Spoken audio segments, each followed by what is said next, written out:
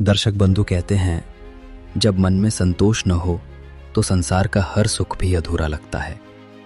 मनुष्य के हृदय में सबसे सूक्ष्म पर सबसे प्रबल भाव है ईर्ष्या।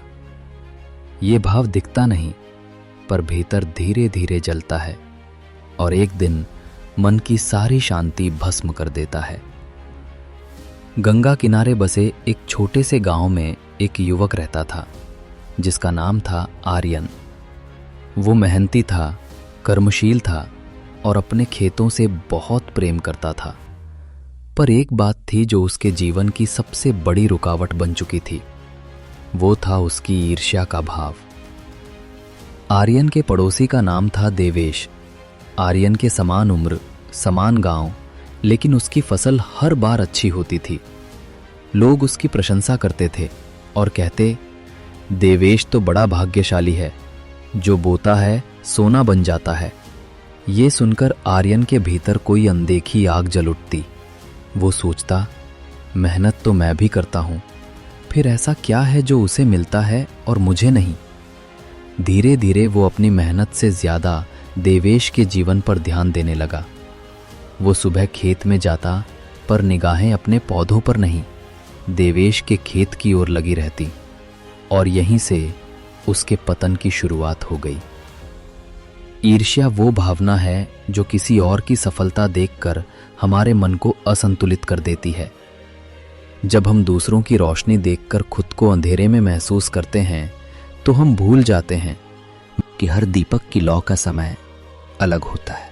आज एक दिन गांव के बुजुर्ग पंडित राम स्वरूप ने आर्यन को देखा। वो खेत में खड़ा था, पर चेहरा निराशा से भरा हुआ। पंडित जी बोले, बेटा, तू थका नहीं, बुझा हुआ लग रहा है, क्या बात है? आर्यन बोला, कुछ नहीं पंडित जी, बस सोच रहा हूं कि भगवान सबको समान अवसर नहीं देते। किसी की किस्मत में सुख, किसी के हिस्से में संघर्ष। पंडित जी मुस्कुराकर बोले, बेटा, ईश्वर सबको समान बीज देते हैं, पर मिट्टी का भाव हर किसी के मन पर निर्भर है। जिस मिट्टी में ईर्ष्या बोई जाएगी, वहां फल कभी नहीं उगता। ये शब्द सुनकर आर्यन चुप रह गया, पर उसके भीतर कहीं अहंकार ने कहा, ये तो कहने की बातें हैं, असल में भाग्य ही सब कुछ है। धीरे धीरे समय बीतता गया। देवेश की सफलता बढ़ती रही और आर्यन का मन अंदर से कमजोर होता गया। ईर्ष्या अब उसके कर्मों पर असर डाल रही थी। वो काम करता, पर मन में संतुलन नहीं रहता। हर रात उसे एक ही प्रश्न सताता, क्यों नहीं मैं? उसका खेत सूखने लगा, पौधे कमजोर हो गए, और एक दिन जब पूरी फसल नष्ट हो गई तो वो टूट गया। वो गांव के मंदिर में जाकर बैठ गया, जहां एक वृद्ध साधु ध्यान में लीन थे। आर्यन आवाज में बोला, गुरुजी, मैं मेहनत करता हूं, फिर भी असफलता मिलती है। लोग आगे बढ़ रहे हैं, मैं पीछे क्यों रह गया? साधु बोले, बेटा, तू अपने खेत की जड़ में पानी नहीं, ईर्ष्या डालता है, और जहां ईर्ष्या होती है वहां कृपा नहीं ठहरती। आर्यन चौंका, ईर्ष्या? पर मैं तो बस मेहनत करता हूं। साधु मुस्कुराए, बेटा, कर्म केवल शरीर से नहीं होते, मन से भी होते हैं। तेरा शरीर मेहनत करता है, पर मन दूसरों से जलता है, इसलिए तेरे कर्मों का फल अधूरा रह जाता है। जैसी बात, उस रात आर्यन देर तक सोचता रहा। उसे समझ में आया कि उसके जीवन की सबसे बड़ी बाधा कोई और नहीं, उसका अपना मन है। उसने ठान लिया कि अब वो अपनी नजरों को दूसरों से हटाकर अपने कर्म पर लगाएगा। अगले ही दिन से उसने एक नई शुरुआत की। सुबह जब सूरज निकला तो पहली बार उसने उसका स्वागत मुस्कुरा कर किया। देवेश के खेत की ओर देखने के बजाय उसने अपने पौधों से बात की, उन्हें प्यार से सींचा, मेहनत से संभाला। धीरे धीरे उसका मन बदलने लगा, और जब मन बदलता है तो भाग्य अपने आप झुकता है। जैसी बात, 1 महीने बाद जब बरसात हुई, आर्यन के खेत में हरियाली फैल गई। पौधे जो पहले मुरझाए थे अब झूमने लगे, और जब पहली फसल आई तो पूरा गांव देखने आया। लोग बोले, वाह आर्यन, इस बार तेरी फसल तो देवेश से भी सुंदर है। आर्यन मुस्कुराया, पर इस बार उसके चेहरे पर गर्व नहीं, कृतज्ञता थी। जसी आर्यन आंखें बंद करके बोला, अब समझ आया, सफलता किसी की किस्मत में नहीं, मन की शुद्धता में है। ईर्ष्या ने मुझे अंधा बनाया था, पर प्रेरणा ने मुझे जीवन का अर्थ दिखाया। ईर्ष्या से प्रेरणा की ये यात्रा हर उस व्यक्ति की कहानी है जो दूसरों की सफलता देखकर टूट जाता है। पर याद रखो, जो दूसरों की रोशनी देखकर प्रेरित होता है, वो खुद सूरज बनता है। समय बीता, ऋतुएं बदली और आर्यन का जीवन भी अब बदल चुका था। वो वही व्यक्ति था, पर अब उसकी दृष्टि अलग थी। पहले जो दूसरों की सफलता देखकर बेचैन होता था, अब वही दूसरों की सफलता देखकर प्रसन्न होता था। गांव के लोग अक्सर कहते, आर्यन में अब एक अजीब सी शांति आ गई है। पहले वो जल्दी गुस्सा करता था, अब मुस्कुरा देता है। पहले वो तुलना करता था, अब प्रेरणा देता है। एक दिन देवेश उसके खेत पर आया। उसकी आंखों में सम्मान था। देवेश बोला, भाई, अब तो तेरी फसल मुझसे भी अच्छी निकली। कैसे कर दिखाया तूने ये बदलाव? आर्यन मुस्कुराकर बोला, कुछ नहीं देवेश, बस मन का खेत जोतना सीख लिया। देवेश हैरान हुआ, मन का खेत? आर्यन बोला, हाँ, पहले मैं अपने खेत में मेहनत करता था, पर मन में ईर्ष्या के कांटे बोता था। अब मैंने वही मन साफ कर दिया और वहां प्रेरणा का बीज बोया है। ईर्ष्या और प्रेरणा दोनों एक ही जगह रहते हैं, मन के भीतर। फर्क बस इतना है कि ईर्ष्या कहती है क्यों उसके पास है, और प्रेरणा कहती है कैसे उसने पाया। जो ये कैसे वाला सवाल पूछ लेता है, वही आगे बढ़ता है। आर्यन अब गांव के बच्चों को खेती सिखाता है। उन्हें बताता है कि पौधों से बात करनी चाहिए, कर्म को पूजा मानना चाहिए। धीरे धीरे आर्यन केवल किसान नहीं रहा, वो प्रेरणा का स्रोत बन गया। लोग उससे सीखने आने लगे। वो किसी की मेहनत देखकर प्रसन्न होता, कभी सलाह देता, कभी मौन रहकर आशीर्वाद देता। एक दिन वही वृद्ध साधु जिन्होंने कभी उसे ईर्ष्या का अर्थ समझाया था, फिर उसके खेत में आए। साधु मुस्कुराकर और बोले, तो बेटा, अब तेरे खेत में क्या बोया? आर्यन श्रद्धा से झुकते हुए बोला, गुरुदेव, अब मैं प्रेरणा बोता हूं और उसका फल शांति के रूप में पाता हूं। साधु बोले, शाबाश पुत्र। जानता है, जब तू दूसरों की सफलता में खुश होता है, तो ब्रह्मांड तेरे भीतर वही ऊर्जा भर देता है। जो शुभ भाव हम दूसरों के लिए रखते हैं, वही एक दिन हमारे जीवन में आकर प्रकाश बन जाता है। इन वचनों ने आर्यन के मन में स्थायी परिवर्तन ला दिया। अब वो हर सुबह सूरज को प्रणाम करते हुए कहता, आज किसी की सफलता देखकर मुस्कुराना है, क्योंकि उसकी रोशनी मेरे जीवन का भी रास्ता दिखाती है। तभी गांव के कुछ लोग उसके पास आए, जो आपस में जलन रखते थे। पहला किसान, आर्यन भाई, मैं अपने पड़ोसी से परेशान हूं। उसकी गाय ज्यादा दूध देती है, लोग उसी से खरीदते हैं, मुझे बुरा लगता है। दूसरा किसान, हाँ, मेरे साथ भी यही हाल है, सब उसके खेत की तारीफ करते हैं। आर्यन मुस्कुराया। वो उन्हें मंदिर के बाहर ले गया, जहां गंगा की धार शांत बह रही थी। आर्यन, इस पानी को देखो, अगर तुम इसमें जहर डालो तो क्या ये तुम्हारे लिए मीठा रहेगा? दोनों बोले, नहीं। तो फिर दूसरों की सफलता देखकर मन में जहर क्यों डालते हो? उस जहर से उसका कुछ नहीं बिगड़ेगा। पर तुम्हारे भीतर की शांति जरूर मर जाएगी। ईर्ष्या कभी किसी को नीचे नहीं गिराती, वो हमें ऊपर उठने से रोक देती है। क्योंकि जब मन ईर्ष्या से भरा हो तो उसमें ज्ञान का प्रकाश नहीं ठहर पाता। प्रेरणा वो दीपक है जो अंधकार में भी दिशा दिखा देता है। धीरे धीरे आर्यन की बातें गांव में फैल गईं। लोग उसे प्रेरणा गुरु कहने लगे। जो भी दुखी होता आर्यन उसे समझाता, दूसरे की सफलता तुम्हारी हार नहीं बल्कि तुम्हारी संभावना का संकेत है। एक दिन रात को जब पूरा गांव सो रहा था, आर्यन अपने खेत के बीच बैठा था। आसमान तारों से भरा था और हवा में मिट्टी की खुशबू थी। उसने आंखें बंद की और मन ही मन कहा, धन्यवाद प्रभु, आपने मुझे दिखाया कि असली शत्रु बाहर नहीं मन के भीतर बैठा था।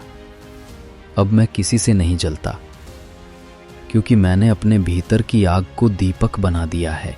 कहते हैं जब मन ईर्ष्या से मुक्त होता है तो वही मन सृजन का केंद्र बन जाता है।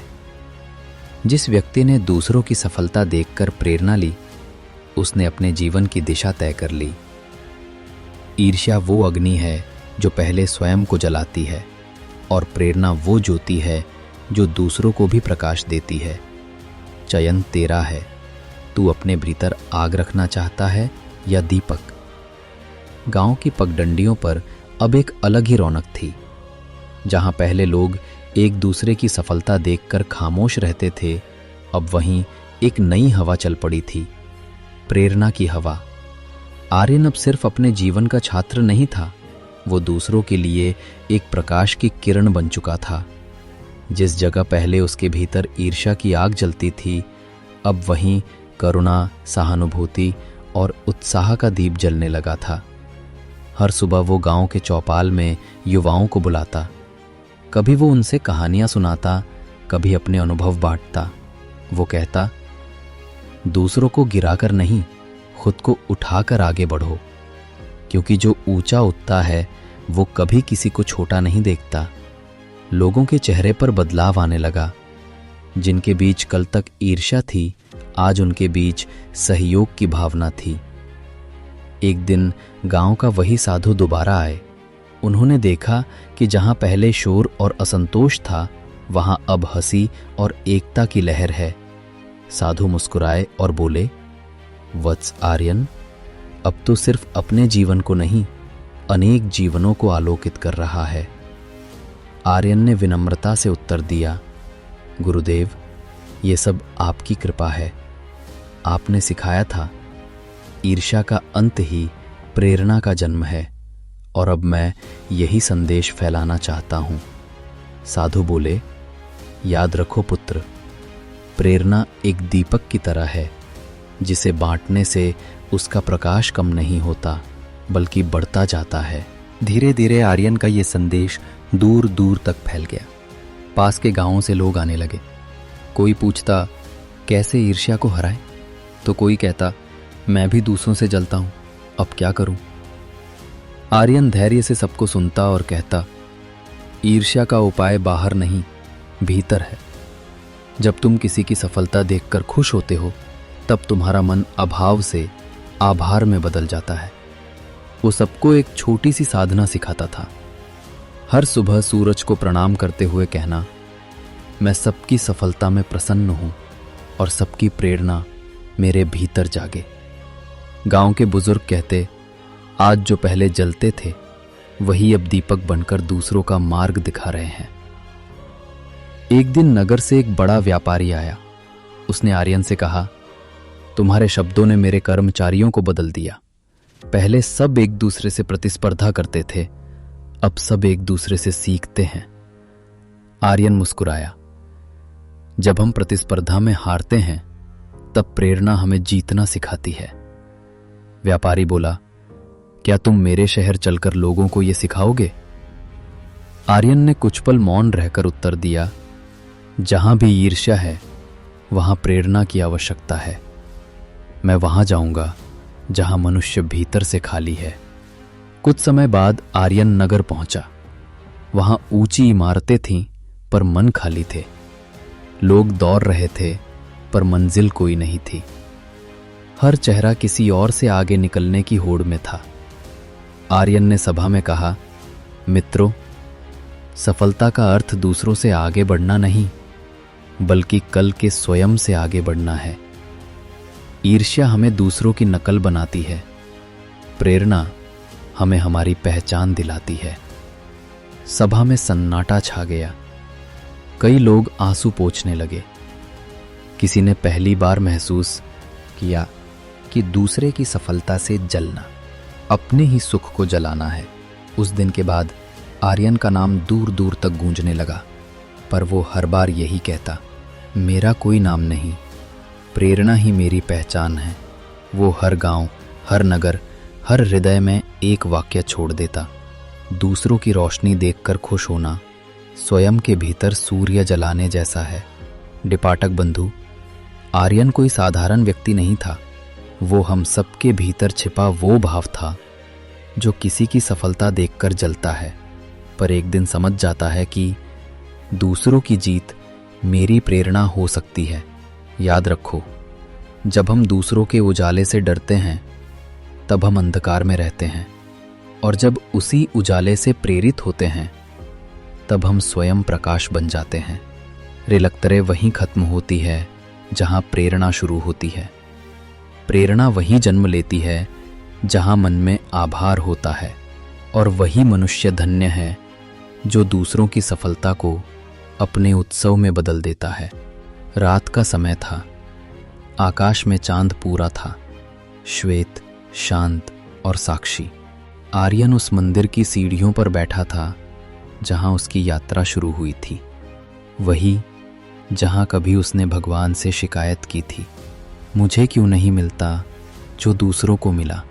आज उसी स्थान पर वो कह रहा था, धन्यवाद प्रभु, आपने मुझे सबका सुख देखने की दृष्टि दी। उसके पास वही वृद्ध साधु आए। उनके चेहरे पर वही दिव्यता थी। साधु ने कहा, वत्स आर्यन, अब बता, क्या तुझे मिल गया जिसकी खोज में तू चला था? आर्यन ने मुस्कुराते हुए उत्तर दिया, गुरुदेव, अब मैं कुछ पाना नहीं चाहता। मैंने समझ लिया है कि जिसे पाने की चाह में मैं जल रहा था, वो तो मेरे भीतर ही था। शांति। ईर्ष्या ने उसे ढंक रखा था। साधु बोले, वत्स, ईर्ष्या तब जन्म लेती है जब हम दूसरों की राह देखते हैं, और प्रेरणा तब जब हम अपनी राह पर चलने लगते हैं। तू अब अपनी राह पर चल पड़ा है। आर्यन ने विनम्रता से कहा, गुरुदेव, अब मैं चाहता हूं कि ये दीपक बुझने ना पाए। जब तक कोई मनुष्य दूसरों से जल रहा है, तब तक मैं उसे प्रेरणा का दीप दिखाता रहूंगा। साधु ने आशीर्वाद देते हुए कहा, जाओ वत्स, अब तू साधक नहीं, स्वयं साधना बन चुका है। दर्शक बंधु, आर्यन की कहानी यहीं खत्म नहीं होती। असली कहानी तब शुरू होती है जब हम अपने भीतर के आर्यन को पहचान लेते हैं। वो आर्यन जो कभी दूसरों से जलता था, अब वही दूसरों के दीप जलाता है। दिन बीते, वर्ष गुजरे, गांव अब प्रेरणा ग्राम कहलाने लगा था। हर घर में बच्चे एक दूसरे से सीखते, हर खेत में किसान एक दूसरे की मदद करते। दीवारों पर लिखा था, यहां ईर्ष्या नहीं, प्रेरणा बोई जाती है। एक दिन कुछ नगरवासी आए और बोले, आर्यन, अब तुम प्रसिद्ध हो गए हो, तुम्हें सम्मान देना चाहिए। आर्यन ने मुस्कुराकर कहा, सम्मान उस दीपक को दो जिसने मेरे भीतर का अंधकार मिटाया। फिर उसने मंदिर की ओर इशारा किया, वहां बैठे उस साधु को प्रणाम करो, क्योंकि जिसने मुझे ईर्ष्या से प्रेरणा का मार्ग दिखाया, वही मेरे जीवन का सच्चा गुरु है। आमन धीरे धीरे आर्यन मौन साधना में चला गया। वो अब शब्दों से नहीं, कर्मों से सिखाता था। कभी किसी को मुस्कान दे देता, कभी किसी के भीतर आत्मविश्वास जगा देता। लोग कहते, उसके पास बैठने से मन शांत हो जाता है। वो बस मुस्कुरा देता, क्योंकि अब मेरे भीतर कोई जलन नहीं है, सिर्फ प्रकाश है। ईर्ष्या मनुष्य को बांधती है, प्रेरणा उसे मुक्त करती है। ईर्ष्या हमें छोटा बनाती है, प्रेरणा हमें अनंत बनाती है। जो दूसरों की खुशी देखकर मुस्कुराता है, वो स्वयं भगवान के हृदय में स्थान पा लेता है। एक दिन साधु ने कहा, वत्स, आज तो इस संसार में वो कार्य कर चुका है जो ग्रंथों में भी दुर्लभ है। तूने मनुष्यों को ईर्ष्या से ऊपर उठना सिखाया है। तूने उन्हें दिखाया कि सच्ची प्रतियोगिता किसी और से नहीं, अपने कल के स्वयं से है। आर्यन ने झुककर कहा, गुरुदेव, अब मैं जान गया। ईर्ष्या आत्मा की जंजीर है और प्रेरणा उसकी मुक्ति। साधु ने कहा, स्मरवत्स, जब किसी के मन में ईर्ष्या उठे तो उसे प्रेरणा में बदल देना, यही जीवन की सच्ची तपस्या है। शकबंधु, इस कहानी में आर्यन तो एक पात्र है, पर वास्तव में वो हम सब के भीतर मौजूद है। जब हम किसी से जलते हैं तब हम अपने सुख की जड़ काटते हैं, लेकिन जब हम उसी व्यक्ति से प्रेरित होते हैं तब हम अपने भाग्य का द्वार खोल देते हैं। इसलिए अगली बार जब किसी को सफल देखें, मुस्कुराइए, प्रेरित होइए, क्योंकि शायद भगवान उसी के माध्यम से आपको ये कह रहा है, देखो, ये भी तो कर सकता है, तुम क्यों नहीं। याद रखो, ईर्ष्या जीवन की सबसे बड़ी बाधा है और प्रेरणा उसका सबसे बड़ा उपाय। जब हम दूसरों की जीत को अपना उत्सव बना लेते हैं, तब हम हार नहीं सकते, क्योंकि प्रेरणा में कोई प्रतिस्पर्धा नहीं, सिर्फ प्रकाश है।